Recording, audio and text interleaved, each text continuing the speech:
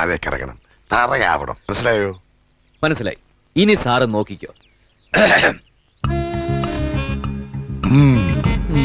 സാധാരണ ആളുകൾ ഫേസ് ചെയ്യുന്നത് മറ്റേ അഹംഭാവം കൂടുതലാണ്, മറ്റേ സിനിമയിൽ വന്ന് ജാടയാണ്, അതാണ്, അങ്ങനത്തെ ഉള്ള കാര്യങ്ങൾക്കാണ് അധികം കേട്ടിട്ടുള്ളത്. എന്തൊരു നീചനാണ്,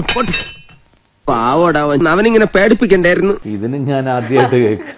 എൻ്റെ ഒരു സ്ഥായിയായി എനിക്കത് മാറ്റാൻ പറ്റില്ല. അതിലെന്തെങ്കിലും തെറ്റ്? ഇല്ല ഇല്ല ഇല്ല.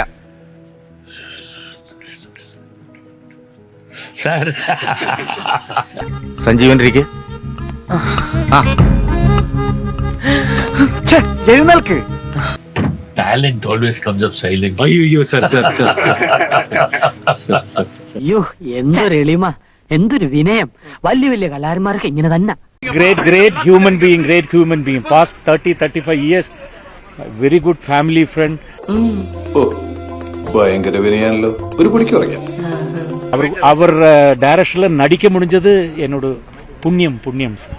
ഈ നിഷ്കളങ്കമായ മുഖത്തേക്കൊന്ന് നോക്കടാ. ഈശ്വര, എന്തൊരു ചൈതന്യം. ഇയേഴ്സുக்கு மேலான ஃப்ரெண்ட்ஷிப்.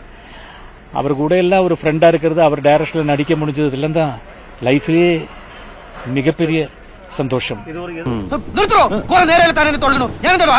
ഈയിടെയായിട്ട് പുള്ളി കളിയാക്കുന്നുണ്ടോ ആൾക്കാർ? ഓടിപ്പോയത് അത്രയ്ക്കും എളിമയാണ്. എളിമ കൊണ്ട് മാത്രം നാട്ടുകാർ മുഴുവൻ എളിമേട്ടാന്നാ വിളിക്കണേ. ഇച്ചിരി എളിമ കൂടിയപ്പോഴത്തേക്ക് അതിനെ ഇപ്പോൾ പക്ഷെ ചകല കുറച്ചാ നല്ലത്. ഇനിയും ഈ നാടകം ഇങ്ങനെ തുടർന്നുകൊണ്ട് പോണോ? ഒന്നും അങ്ങനെ ഞാൻ പ്രാക്ടീസ് ചെയ്ത് ഇങ്ങനത്തെ ഒരു ഫേസ് ഉണ്ടാക്കി അങ്ങനെ ഒന്നുമില്ല. എനിക്ക് അത് ജന്മനാ ഉള്ളതാണ്. ഞാൻ അങ്ങനെ ചിരിച്ച് സംസാരിക്കാറ്. അത് ചിലപ്പോ ചിലവർക്ക് നല്ലതായോ ചീത്തയോ തോന്നിയാൽ നമുക്ക് ഒന്നും ചെയ്യാൻ പറ്റില്ല. എന്തരാണെന്ന് അറിഞ്ഞൂടാ. മുഖത്ത് നിറച്ച് വിനയം വാരിത്തേച്ച് വച്ചാലും ഇടയ്ക്കിടയ്ക്ക് ഉള്ളിക്കിടക്കണ ഫ്രാഡുകൾ പുറത്തോട്ട് തള്ളിക്കാറ് വരും. இவ்வளோ அழகா எங்களை ஸ்கிரீன்ல காட்டினதுக்கு all of you sir thank you. ഇവൻ ആള് മോശമില്ലല്ലോ, ഇവന് തന്നെയാ പരിപാടി. എന്തോ ഒരു സ്നേഹം, എന്തോ ഒരു ബന്ധം.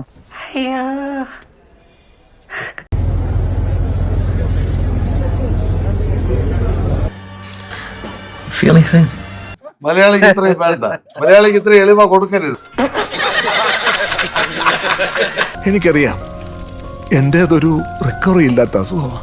പക്ഷെ ഇപ്പൊ ഞാൻ നല്ല ഹാപ്പിയാ. അതൊരു ഫ്രീഡം അല്ലേ? എന്നാ പിന്നെ ഞങ്ങള് പോട്ടെ, ഇറങ്ങി പോടെ. മണിയെന്നാ നമുക്ക് പോവാം. പൊന്നും മലവാരത്ത് പൊന്നമ്മ നേർവഴി തന്നൊരു പെണ്ണ്